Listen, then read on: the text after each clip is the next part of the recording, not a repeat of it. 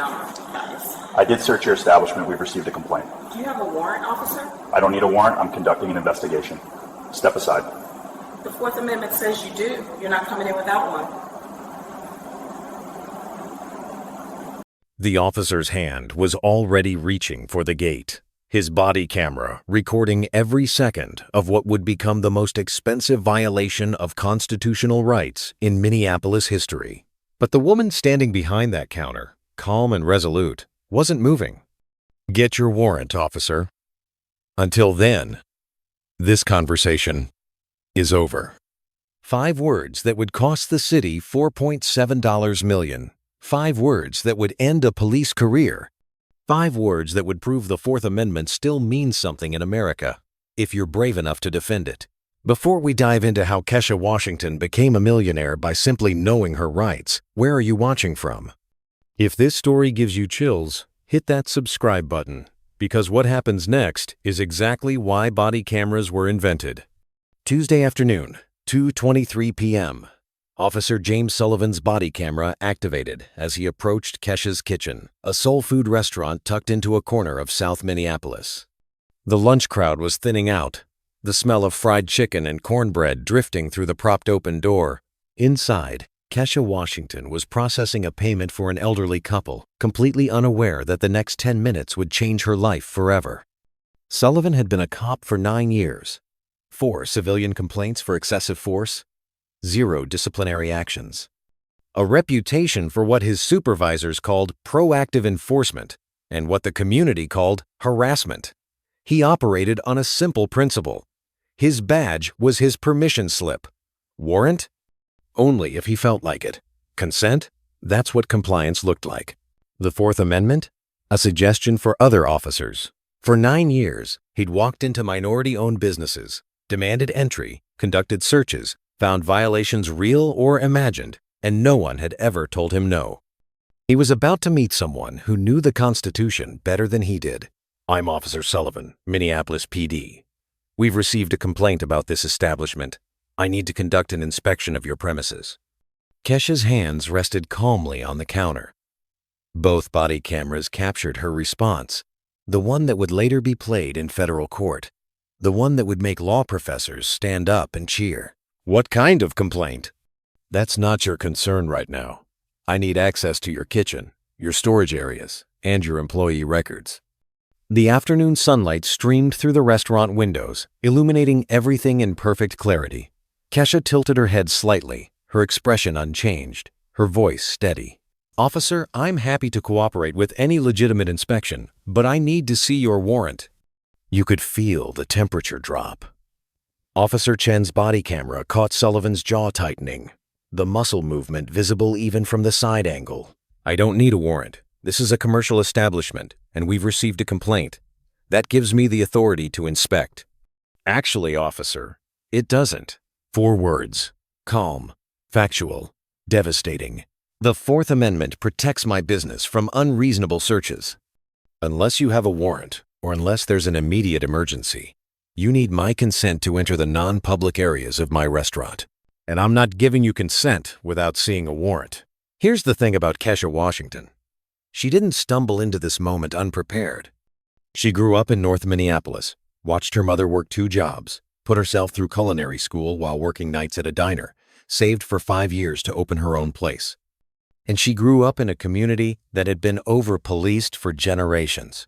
She knew exactly what her rights were, because she knew she might need them. Sullivan's face flushed red. You could hear it in his voice, that edge of disbelief that someone was actually challenging him.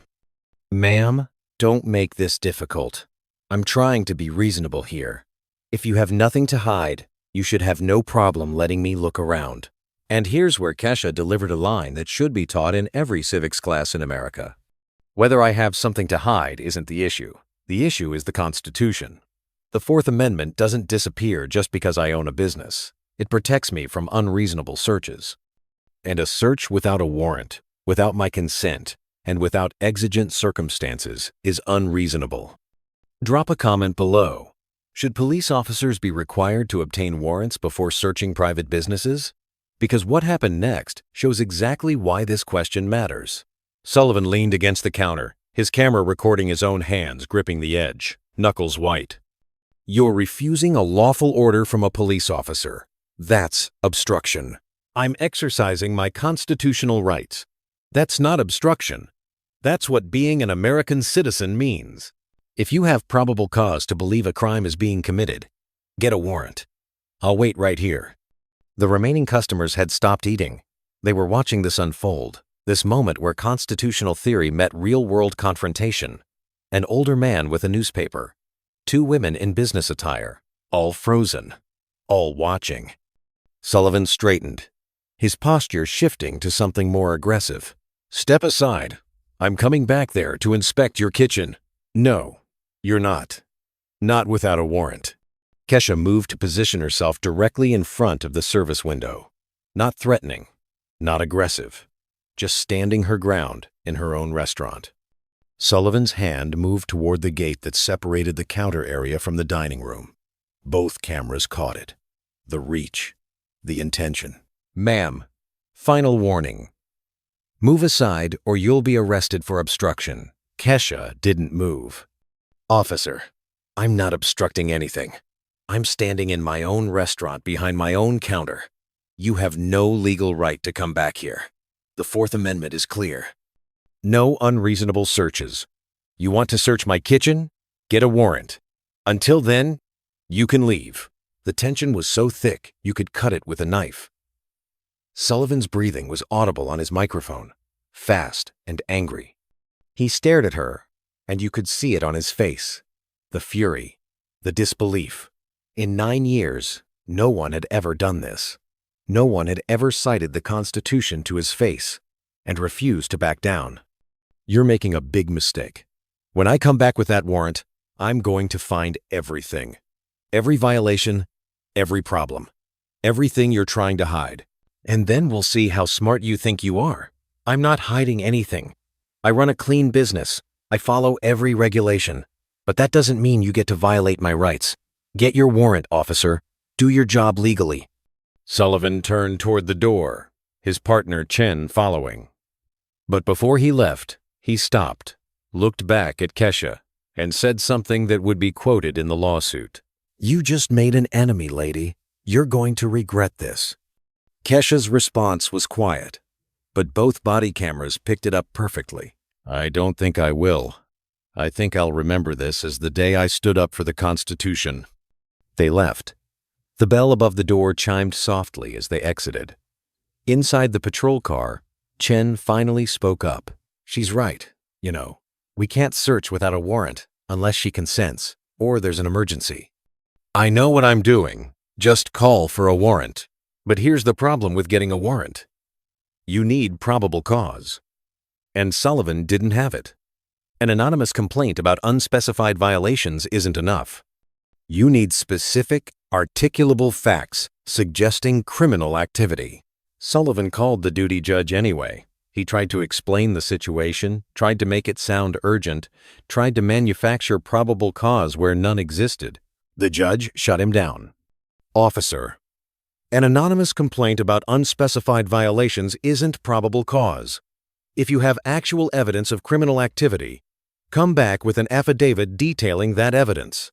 But I'm not issuing a warrant based on what you've told me." Sullivan ended the call. His frustration was written all over his face, captured on both officers' cameras. "We're going back." Chen looked at him, her camera recording Sullivan's profile as he stared at the restaurant across the street. "She has the right to refuse. We can't force entry without a warrant." Sullivan opened his car door. "Watch me." The timestamp showed 3:15 p.m. Less than an hour had passed, and Sullivan was returning. But this time, he wasn't asking permission. Both body cameras recorded the second approach. Sullivan walked faster, his posture aggressive, his hand positioned near his weapon in what would later be described as an intimidation tactic. Chen followed, her reluctance visible in every step. Sullivan pushed through the door. The lunch customers were gone. Just a young woman clearing tables, and Kesha emerging from the kitchen, a dish towel in her hands. "Officer, did you get your warrant?" "I don't need a warrant. I'm conducting an inspection under my authority as a law enforcement officer. Step aside. We already had this conversation. The answer is the same. No warrant, no entry. That's the Fourth Amendment, officer. It's not negotiable. Sullivan moved toward the counter gate. His hand reached for the latch. I'm coming back there. You can move, or you can be arrested. Kesha stepped directly in front of the gate. Chen's camera captured the confrontation from the side, both figures clearly visible in the afternoon light. You're not coming back here. You have no warrant. You have no consent. You have no emergency. What you're trying to do is illegal, and I'm not going to let you violate my constitutional rights. You're obstructing a police officer. Move now, or I'm arresting you. And then Kesha said something that would echo through federal court 18 months later. Then arrest me. But know that when you do, when you enter my business without a warrant, without my consent, you're violating the Fourth Amendment. And I will sue you and the city for every penny I can get. The young woman clearing tables pulled out her phone, hands shaking as she pointed the camera at the confrontation. Chen's body camera caught her doing it, creating a third angle of what was about to happen. Sullivan saw it too. His camera recorded the turn of his head, the flash of anger. Put that away. This is official police business. She has the right to record, just like I have the right to refuse your unlawful search. These are our rights, officer. You don't get to take them away just because you have a badge. Sullivan's face was red, his breathing heavy. Every instinct he had developed over 9 years of unchallenged authority screamed at him to assert control. He pushed the gate open. Kesha was forced to step back. Her hands came up in a defensive gesture. Chen's camera captured it all. The aggressive entry, the stumble, the violation of rights happening in real time, in high definition, on official police equipment. You're under arrest. Obstruction of a legal investigation. This isn't legal. You have no warrant. This is a Fourth Amendment violation. You're breaking the law. Sullivan grabbed both her arms, spinning her around. His body camera recorded his own perspective as he pulled out his handcuffs. The young woman with the phone was crying now, still recording, her voice captured on Chen's camera. Please, she didn't do anything wrong. She just asked for a warrant. The handcuffs clicked around Kesha's wrists. The sound was sharp and final on both body camera audio feeds. Officer Chen, search the kitchen. If you can't place present. End quote. Chen hesitated. Her camera recorded her own feet. Unmoving. We don't have consent or a warrant. If we search now, anything we find could be suppressed. I gave you an order. Search the kitchen. Chen walked slowly toward the kitchen. Her reluctance was evident in every step. She pushed through the swinging door, and her camera captured a pristine kitchen, stainless steel surfaces gleaming, pots hanging neatly from racks, everything clean and organized. She walked through slowly, opening cabinets, checking the refrigerator, looking for violations that didn't exist. Her camera recorded it all. A health code certificate prominently displayed, dated and current. Food storage labels with dates and temperatures. Employee hand-washing signs in multiple languages. A kitchen that was cleaner than most restaurants she'd been to as a customer. Outside, Sullivan's camera recorded him walking Kesha to his patrol car, her hands cuffed behind her back, her face set with determination. The afternoon sun beat down. The street was busy with pedestrians. Several stopped to watch. Some pulled out phones to record. This is illegal. You know this is illegal. I cited the Fourth Amendment. I asked for a warrant. I did everything right, and you're arresting me anyway. You should have cooperated. Get in. Kesha sat in the back of the car. Sullivan's camera recorded her through the metal grate separating the front and back seats. Her face was composed, her jaw set with resolve. She looked directly at the camera, at Sullivan's body camera lens, and spoke clearly. My name is Kesha Washington. I'm a United States citizen. I'm being arrested for refusing an unlawful search of my business. Officer Sullivan tried to enter my restaurant without a warrant, without my consent, and without any emergency. I cited the Fourth Amendment. I asked him to get a warrant. He refused and arrested me. This arrest is illegal, and I will be filing a federal civil rights lawsuit. That statement, captured in perfect clarity on Sullivan's body camera, would become the centerpiece of her case. A declaration of rights spoken directly to the camera that would be used against the officer and the city in federal court. Chen emerged from the restaurant. She leaned in through Sullivan's window, her voice low but still picked up by both microphones. "There's nothing in there. The kitchen is spotless. Health code certificate is current. Everything's legal." Sullivan's jaw clenched. "Get back in. We're taking her in." They processed her at the 3rd precinct. Fingerprints, photos, intake forms. The booking officer's skeptical expression was captured on Chen's body camera. "She refused to let you search without a warrant? And you arrested her for that?"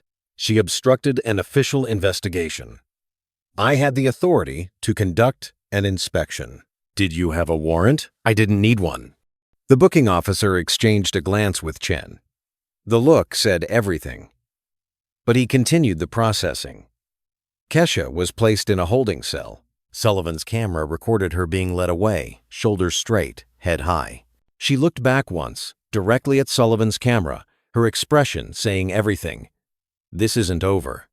Kesha was held for 6 hours before being released on her own recognizance. The charges: obstruction of justice and interfering with a police investigation. Her arrest record was now public. Her name and mugshot entered into the system. Her restaurant's reputation potentially damaged by association with criminal charges. But Kesha Washington hadn't spent years building her business in a community that had seen too many rights violated to be intimidated by an illegal arrest. 3 days after her release, she walked into the offices of the American Civil Liberties Union. The attorney who met with her, Jennifer Torres, had 15 years of experience in constitutional law. She listened to the story with growing interest. When Kesha finished, Torres leaned back in her chair, afternoon sun creating patterns on her desk through the Venetian blinds. "Do you know what the 4th Amendment says?" Kesha nodded. "It protects against unreasonable searches and seizures. It requires warrants based on probable cause. It's one of the fundamental protections that's supposed to apply to all of us equally, though we know that's not always the case in practice." Exactly, and Officer Sullivan violated it. He tried to search her business without a warrant, without consent, and without any exigent circumstances. When you refused, which was your absolute right, he arrested you. That's not just a 4th Amendment violation. That's retaliation for exercising your constitutional rights. That's deprivation of rights under color of law. Torres requested the body camera footage under Minnesota's public records law. When it arrived 2 weeks later, she watched all of it. Both officers complete recordings from the first approach through the arrest and booking. The footage was damning. It showed Kesha calmly citing the 4th Amendment, repeatedly asking for a warrant, explaining the constitutional requirements. It showed Sullivan's aggression, his threats, his illegal entry into her business, his retaliatory arrest.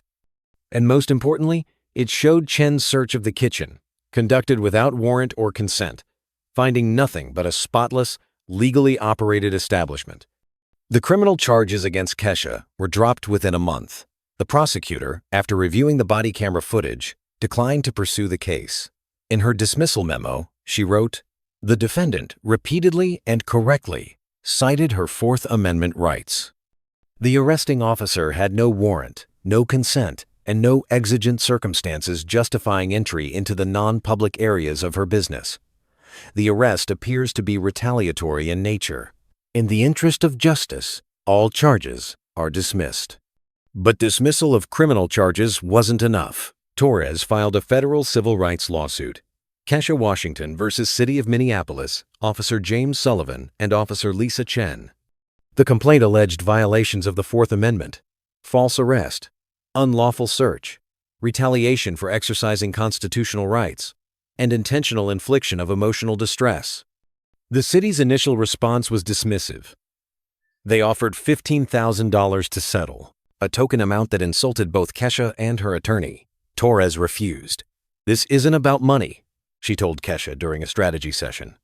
"This is about establishing that the 4th Amendment applies to everyone. That black business owners have the same constitutional protections as anyone else. That police officers can't search without warrants just because they feel like it. That retaliation for asserting your rights is unacceptable. The case went to trial 18 months after Kesha's arrest. The courtroom was packed.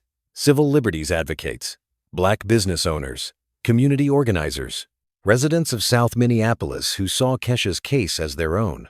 The body camera footage was played on the trial's second day.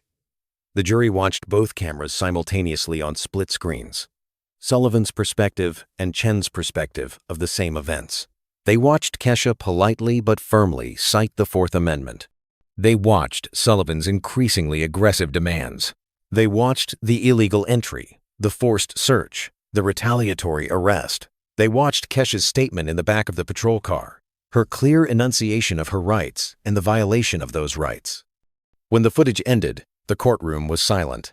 Several jurors were visibly angry.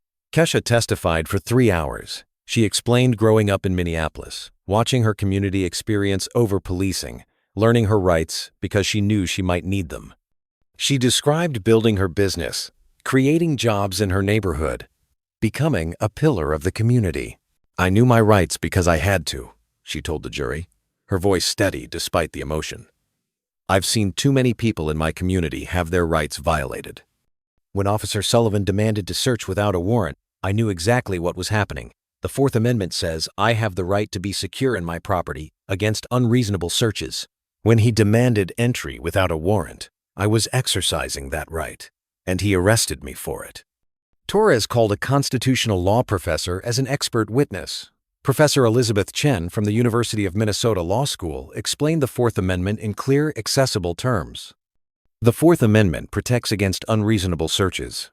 For a commercial business, absent consent or exigent circumstances, police need a warrant. An anonymous complaint without specific allegations of criminal activity doesn't constitute probable cause for a warrant, let alone justify a warrantless search. Miss Washington was absolutely correct in her understanding of the law. Officer Sullivan's demand to search and his subsequent arrest when she refused violated clearly established constitutional rights. Sullivan's testimony was a disaster. Under cross-examination, Torres systematically destroyed his justifications. "You testified that you had authority to search without a warrant. What authority?" "My authority as a police officer to investigate complaints. But the Fourth Amendment requires a warrant for searches, doesn't it? In some circumstances." "In what circumstances can police search a commercial business without a warrant or consent?" Sullivan hesitated. "When there's probable cause." "But you didn't have probable cause, did you? You had an anonymous complaint with no specific allegations. The judge denied your warrant request, didn't he?" "Yes, because there wasn't enough information." "Because there wasn't probable cause. And yet you went back to Miss Washington's restaurant and tried to force your way in anyway." "I had an obligation to investigate." "You had an obligation to follow the Constitution. The Fourth Amendment isn't a suggestion. It's not optional. It's the supreme law of the land. And you violated it." The city tried to argue that Sullivan had qualified immunity, that a reasonable officer could have believed his actions were lawful. Torres destroyed that argument with the body camera footage. "Ladies and gentlemen," she told the jury in her closing argument, "Miss Washington cited the Fourth Amendment. She explained the warrant requirement. She asked Officer Sullivan to get a warrant. She did everything right. And Officer Sullivan arrested her anyway. That's not a reasonable mistake. That's a willful violation of clearly established constitutional rights. That's exactly what qualified immunity doesn't protect." The jury deliberated for 2 days. When they returned, the verdict was unanimous. Guilty on all counts. The damages phase took another week. The jury heard testimony about Kesha's emotional distress, her fear of police, her trauma from being handcuffed and arrested for exercising her rights. They heard from customers who stopped coming to her restaurant after her arrest, worried about being associated with someone they'd seen in a mugshot online. They heard from a business valuation expert who calculated the financial damage to her restaurant's reputation and revenue. When the jury announced the damages, the courtroom erupted in applause. $2.3 million in compensatory damages for emotional distress, lost business revenue, and violation of constitutional rights. $2.4 million in punitive damages, specifically calculated to punish the city for allowing officers like Sullivan to operate without proper training or accountability. Total $4.7 million. Kesha broke down crying, surrounded by her attorney, her family, members of her community. Torres stood quietly, watching the jury. These 12 ordinary citizens who had looked at the evidence and decided that the Fourth Amendment mattered, that black business owners had the same rights as everyone else, that a badge didn't give officers the authority to ignore the Constitution. Sullivan was terminated within days of the verdict. Chen, who had reluctantly participated in the search, received a suspension and mandatory constitutional law retraining. The Minneapolis Police Department announced comprehensive reforms: mandatory Fourth Amendment training for all officers, new policies requiring supervisor approval before any warrantless searches of businesses, and body camera footage review for all arrests involving alleged obstruction when the suspect claims constitutional rights violations. Kesha used part of her settlement to expand her restaurant, hiring more staff from the community, creating job training programs for young people. She became a powerful voice in Minneapolis, speaking at community meetings, teaching people about their constitutional rights, sharing her story of standing up to a police officer and winning. The body camera footage became a teaching tool in law schools and police academies across the country, a stark example of what happens when officers ignore the Fourth Amendment and how citizens can and should assert their rights. And in Minneapolis, Kesha Washington's case became legend. A reminder that the Constitution protects everyone equally, that rights asserted are rights preserved, and that sometimes the most powerful act of citizenship is simply saying no when authority oversteps its bounds. If you believe the Fourth Amendment should protect all Americans equally, that police need warrants to search our businesses, and that standing up for constitutional rights should be celebrated, not punished, hit that subscribe button and turn on notifications. Tomorrow, we have another story of courage and constitutional principles that you won't want to miss.